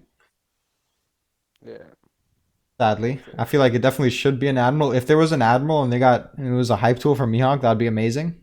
Just like random Mihawk hype when we're like in the middle of Wano and people are gonna keep the Mihawk downplaying agenda going, and then just randomly, oh, he beat an admiral. Like, what's good now, niggas? But Yeah, it's it's just probably it's not gonna just happen. convenient that the whole Marine admirals are apparently so swamped in their forces with whatever's going down in Alabasta and the Reverie, where it's like, of course, like I think they're stretched too thin already, where it's like they probably can't send anyone, stronger than a vice admiral or whatever to Mihawk. But I'm still holding on hope that sometime down the line, now that Mihawk is on the loose, he's solo again. He's traveling around. That perhaps he will have some odd encounter. Like if he could run into any admiral, the two I would most like to see would be either Fuji or Kizaru. I'm leaning towards Kizaru though, because Yeah. I feel like it would I be agree. so hype to see Kizaru with his light sword out again. I don't even need the fight. Like I Though don't if it's even need Fuji, the it could show fight. like the difference between Zoro and Mihawk more effectively. Oh Wasn't yeah, like that Fuji for sent sure. somewhere? Wasn't he like on a ship or some shit? Yeah, he's going somewhere. There's Sea Bro, Kings and then lands. People thought it if was they the send Calm Belt. Fuji for Boar or some shit and then send a Vice Admiral for Mihawk, hey man, I'm gonna use that shit for Yo, planning. shut up, Guevara. Shut up. I'm gonna use that shit, man. But I hope not. I hope we're gonna see Mihawk with an Admiral. That would be dope. I would like that. One Yeah, thing I I was don't actually gonna say, and y'all remind me of this, was my initial headcanon was when the warlords get abolished, I thought that they were gonna make an exception for Mihawk where it's like, okay, this guy doesn't really cause much trouble anyways, and it will take us a lot of manpower to take him down, so we're just gonna create an alliance with him only, but go after the other warlords. And that got shut down, but I feel like the reason that they might have sent fodder is because they're kind of still along the lines of that thinking, but at the same time they don't want to seem like they're scared of him, so they're just like trying to send a message. Really, they're like, all right, we don't give a fuck about this guy, we're gonna attack him, but really they're like, this is just like a bluff. Yeah, I think it's keeping up appearances. Like they can't just send no one because Mhm. since like then it shows like you don't really care that much. You're not as powerful as you say you are. So I mean maybe so you're saying you think that there's still a chance that someone event does come to him and reach out and says like, hey, like you know I think if that you was want gonna to happen, strike it a should have deal. already happened. So I feel like right now it's either they're going all out and they're sending an admiral, or it was just a bluff and they're not really gonna trying to fuck with Mihawk. Yeah. They don't really See, need to like personally talk to him. They could just avoid him. yeah, and it would also separate if they did something like that, like give him special treatment like that. It would also like further confirm like he's like kind of the he's kind of like the black sheep of the warlords. Like he's like kind of the one that doesn't really belong. If you like, Hmm. I guess compared to the rest, and like because not only is he's not really evil or scheming in any way. So there's that side of him that differentiates him from the other warlords, but also obviously how strong he is, like how legendary he is in the verse. So it's like I don't know. I just want to know like where does he go from here? Like he's on his own now. He's not. I don't think he's gonna get defeated by any Marines. I don't think he's gonna get defeated by, whatever SSG Joining Shanks. I also BS. hope he doesn't just sit on his ass until Zoro meets him in a series. I want some Mihawk hype before that. Same. I need to see. So whether he runs into an admiral, like we said earlier, or maybe he goes to back up Perona because we know Perona is after Moria and Moria is with Blackbeard. Possibly. Something could happen there. Some people just say, "Oh, he's probably going to go back to Shanks." I don't think so. I don't think Mihawk I is know going to Guevara has go been run saying back to that Shanks. blasphemy. Yeah. I just I mean, don't it's possible.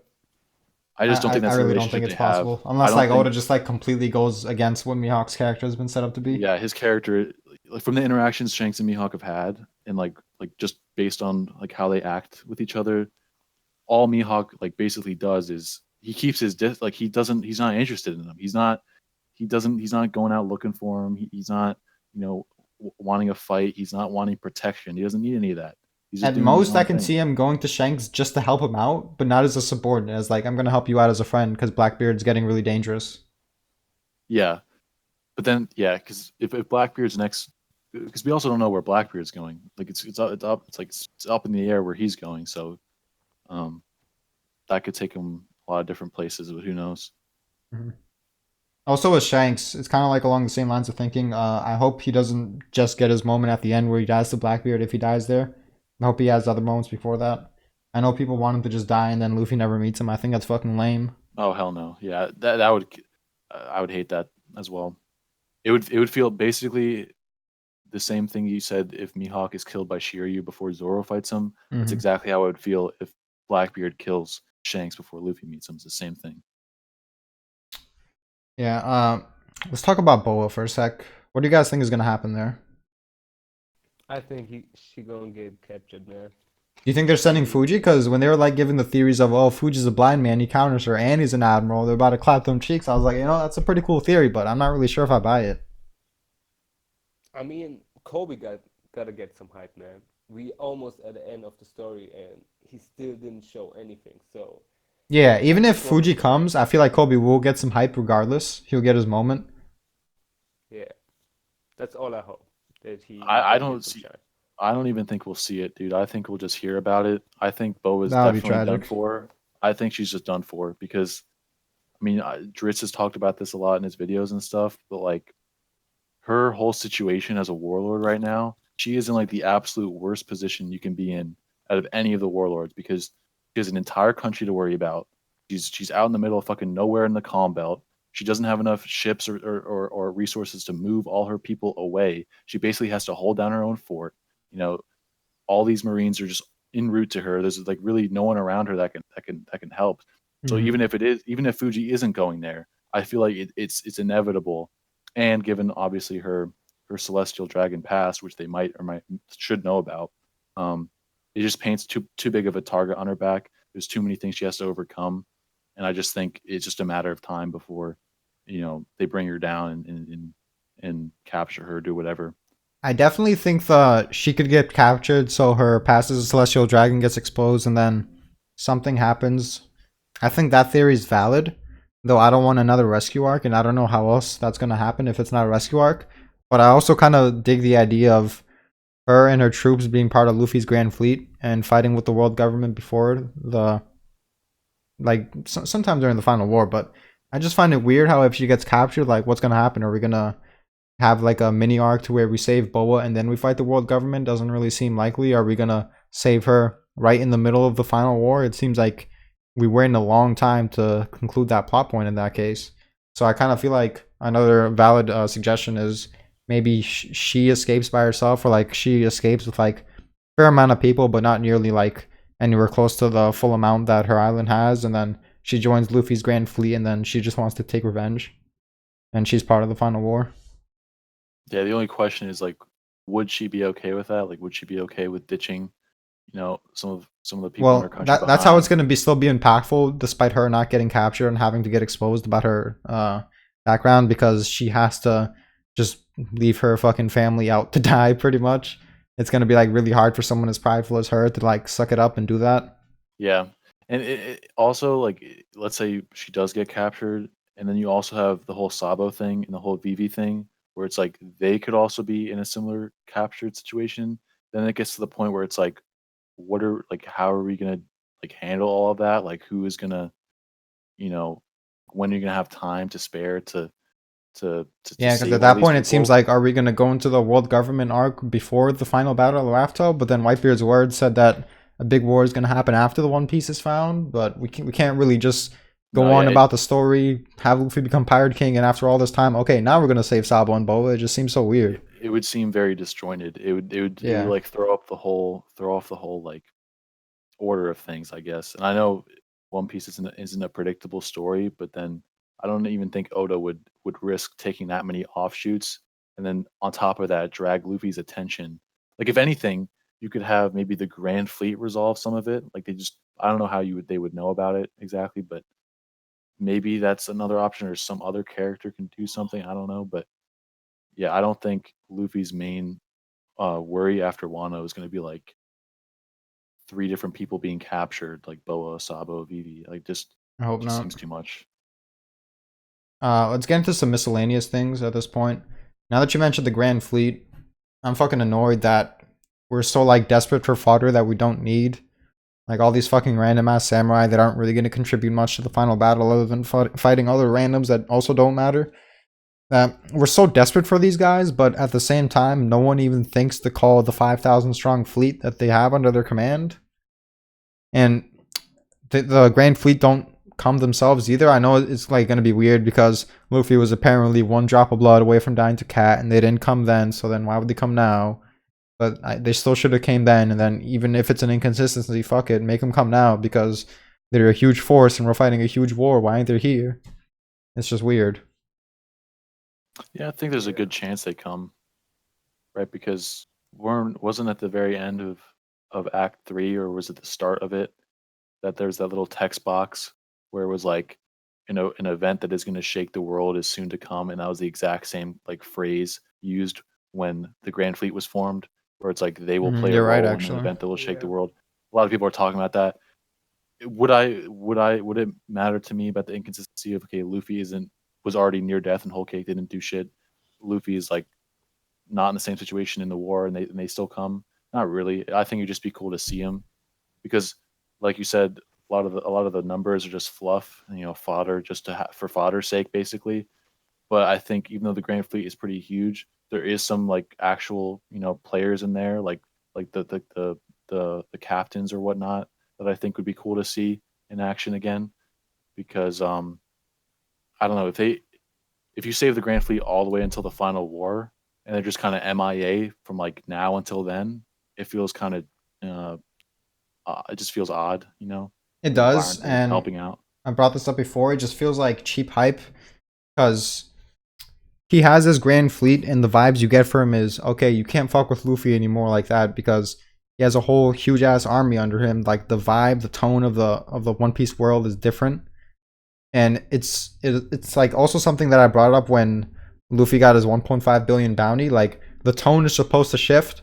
You're not supposed to take him as lightly anymore. He's like not really the fifth emperor, but he kind of is. So when he goes to Udon, it's just a shame that Queen doesn't care about him. The prisoners, they don't get informed about how big of a deal he is. It just seems like all of this all this is fluff, really. Like it makes you feel like, okay, Luffy's getting places. This is the boy that we saw all the way from the beginning when he was nothing, and now he's rising up. He has this fucking grand fleet. He has this 1.5 billion bounty, but then we don't actually see the implications of any of that. It just feels the same at the end.